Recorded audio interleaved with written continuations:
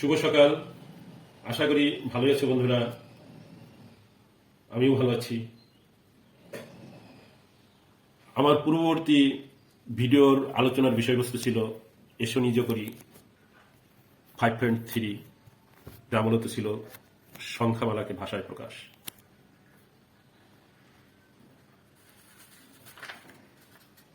আজ আমরা আলোচনা করব চিহ্ন ও প্রতীক দিয়ে কিভাবে সংখ্যামালা তৈরি হয়। আলোচনাকে ফলপ্রসূ করার স্বার্থে আমাদের প্রথমেই মূলত এই চিহ্নগুলো কি কি তার সংক্ষিপ্ত আলোকপাত করা প্রয়োজন আছে বলে আমি মনে করছি। হ্যাঁ বন্ধুরা, তাহলে দেখি আমরা যে চিহ্নগুলি কি কি হতে পারে।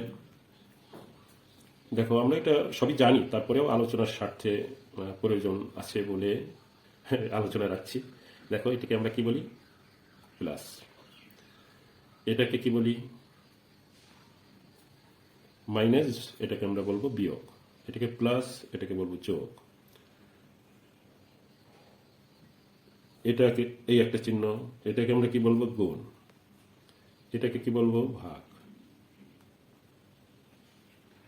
ঠিক এই চিহ্নগুলো ব্যবহার করে আমরা কিভাবে সংখ্যামালা তৈরি করি তা একটু দেখার চেষ্টা করি। ধরি এ ও বি, এই দুটা কি হচ্ছে? চলক। এই দুটি চলকে ব্যবহার করব এবং এখানে চিহ্নের ব্যবহার করব। তাহলে সেগুলোর রূপটা কেমন দাঁড়ায় আমরা দেখি। আমরা যদি এই চিহ্নর ব্যবহার করি এ এবং বির মধ্যে, তাহলে কি হবে? এ প্লাস বি, অর্থাৎ এ ও বির যোগফল, যা পূর্বে শিখেছি। আবার দেখো, এই চিহ্নকে যদি ব্যবহার করি তাহলে কি দাঁড়াবে? এ মাইনাস বি, অর্থাৎ এ এবং বি এর বিয়োগফল। এবার যদি এই চিহ্নটাকে ব্যবহার করি এ গুণন বি, কি দাঁড়াবে? এ বি, অর্থাৎ এ এবং বির গুণফল। আবার যদি এই ভাগ চিহ্নটাকে যদি ব্যবহার করি এ এবং বির মাঝে, তাহলে কি রূপ দাঁড়ায়? মানে এ কে বি দিয়ে ভাগ, অর্থাৎ আমরা এভাবেও লিখতে পারি, যেটা আমরা পূর্বে দেখেছি। তাহলে আসি বন্ধুরা, আমরা এই চিহ্ন ব্যবহার করে কিভাবে সংখ্যামালা তৈরি করা যায়। আমরা বইতে আসবো। তাহলে বইয়ের আমরা কত 71 পৃষ্ঠায় এসেছি। এখানে উপরে দেখো কি আছে? চিহ্ন প্রতীক দিয়ে সংখ্যামালা তৈরি। এর প্রথমেই রয়েছে এ থেকে 11 বিয়োগ করি। চিহ্ন প্রতীক দিয়ে কিভাবে ব্যবহার, চিহ্ন দিয়ে কিভাবে ব্যবহার করেছে আছে এখানে। এ মাইনাস 11, মানে এ থেকে 11 বিয়োগ। তাহলে এরপরেরটা কি আছে? পি এর সাথে 19 যোগ করি। তাহলে বন্ধুরা কি হবে? তাহলে এখানে কি আছে দেখি আমরা। পি এর সাথে 19 যোগ করি, তাহলে কি হবে বন্ধুরা? আমরা যদি চিহ্ন ব্যবহার করি দেখি কি আছে। পি এর সাথে 19 যোগ করি, 19 যোগ করি।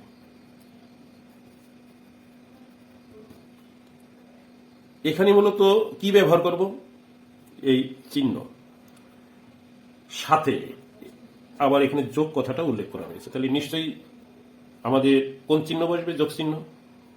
তাহলে মাঝে যোগ চিহ্ন, তার সাথে যার সাথে সে বামে থাকবে পি, আর কাকে যোগ করব?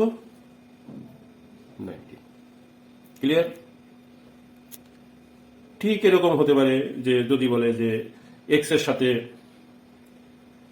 15, তাহলে কি হবে? এক্স প্লাস 15, এক্স এর সাথে 13, ঠিক এরকম।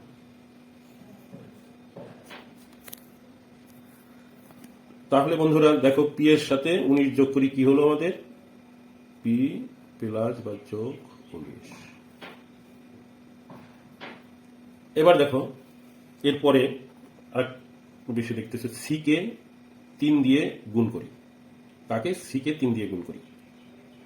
আমরা গুণের চিহ্ন পূর্বেই দেখেছি, যেটা যে মূলত গুণ চিহ্নটা ঠিক এরকম। তো সি কে, কাকে? সি কে, সি গুণন কি দিয়ে গুণ করব? 3 দিয়ে। এই গুণফলের সাথে এই দুইটা গুণ করা হয়ে গেল। এই দুইটা গুণ করলে কি হয়? গুণফল হয়। এই গুণফলের সাথে কি দেব আমি? 7। গুণফলের সাথে 7 যোগ করি। এ হচ্ছিল চিহ্ন ব্যবহার করে আমাদের এটা লেখা। এটাকে আমরা সরলকরণ করলে কি হয়? 3c, 3c প্লাস 7 যোগ 3, মানে এই 3টা তখন পূর্বে চলে আসবে সহগ হিসাবে, আর সি পরে হবে। আমাদের বলতে হবে এটা যে এক্স এর সাথে 3 গুণ করলাম, এই গুণফলের সাথে পরে 7 যোগ করলাম। এবার দেখো কি আছে পরেরটা, দেখি আমরা পি ও কিউ এর গুণফল। তাহলে পি ও কিউ এর, পি প্রথম, পি গুণ কিউ, তাহলে এটা কি হবে? আমরা লিখব পি কিউ, এটা হলো গুণফল। পি কে কিউ দ্বারা গুণ করলে গুণফল কি হয়? পি কিউ সমান পি কিউ। অবশ্যই বুঝতে পেরেছি। এবার দেখো ওয়াই এর মান 10-এর থেকে ছোট নয়। এই যে ছোট নয়, ওয়াই এর মান 7-এর কম, ছোট। ওয়াই এর মান 10-এর সমান বা 10-এর থেকে বড়। এই যে যে ছোট নয়, ছোট, বড় নয়, বড়, সমান অথবা বড়, ছোট অথবা সমান, এই চিহ্নগুলো কিন্তু, এই প্রতীকগুলো আমরা পূর্বের আলোচনায় বোঝার চেষ্টা করেছি। আমি এখানে আর পুনরায় এই প্রতীকগুলো কি কি সেটা নিয়ে আমি আর আলোচনা বাড়াতে চাচ্ছি না। আশা করি প্রতীকগুলো লিখলেই তোমরা বুঝতে পারবে। দেখি আমরা এটাকে কিভাবে লেখা যায়। ওয়াই এর মান 10-এর থেকে বড়, আগে ওয়াই লিখব। এবার আমি চিহ্ন দেব, ওয়াই কার থেকে বড় বলা হয়েছে? এই 10 থেকে। এই ওয়াই 10 থেকে বড়, তাহলে কি চিহ্ন হবে? বলছে বড়, তাহলে এই বড়র চিহ্ন হবে। তাহলে বড়র চিহ্ন হবে কার থেকে বড়? 10-এর থেকে বড়। ওয়াই 10 থেকে বড়। ক্লিয়ার? এরপরে দেখো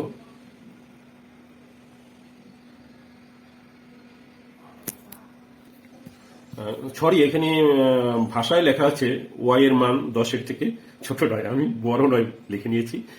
মূলত ছোট নয় হলে কি হবে? ওয়াই দেখো ইজ লেস দেন, মানে ছোট। এইবার 9 বলা হয়েছে, দ্যাট মিনস এইভাবে কেটে দিলে ছোট 9 হয়ে গেল। কার থেকে ছোট নয়? 10-এর থেকে। আমি এখানে 10। ক্লিয়ার? এবার দেখো এরপরে কি আছে, ওয়াই এর মান 7-এর কম, তাহলে আমি ওয়াই লিখব। এই অপেক্ষাকৃত কমের চিহ্নটা কি? এরকম দেখতে। কার থেকে কম? 7 থেকে কম। নিশ্চয় বুঝতে পেরেছ।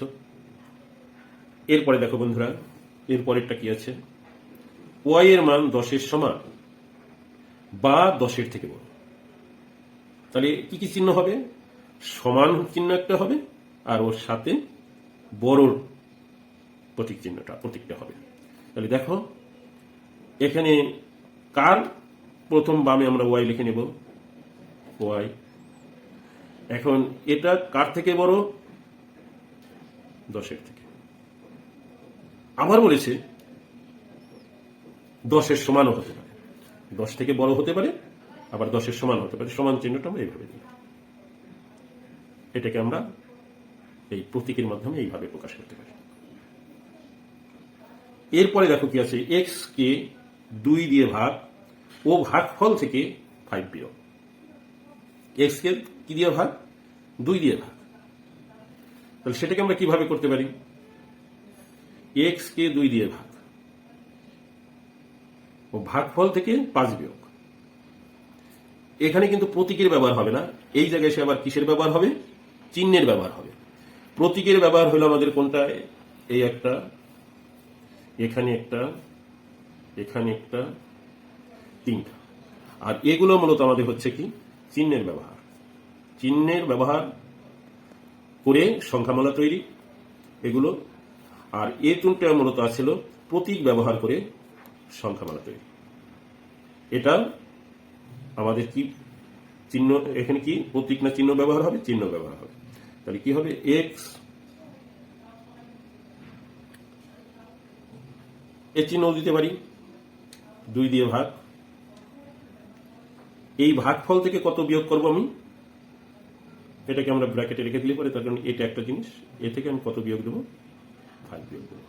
এভাবেও লিখতে পারি, আবার এভাবেও লিখতে পারি আমরা, বা এক্স কে 2 দিয়ে ভাগ, এক্স কে 2 দিয়ে ভাগ, এই ভাগফল থেকে 5 বিয়োগ। আমরা এভাবেও লিখতে পারি। আশা করি বন্ধুরা বুঝতে পেরেছ। আমি আমার সাধ্যমতো চেষ্টা করেছি, তবে এ আলোচনার বিষয়বস্তুগুলো যদি প্র্যাকটিস আমরা না করি তাহলে কিন্তু আমরা অভিজ্ঞতার আলোকে বলতে পারি যে আস্তে আস্তে ভুলে যাই। আজকের যে আলোচনাগুলো হলো এগুলো আমরা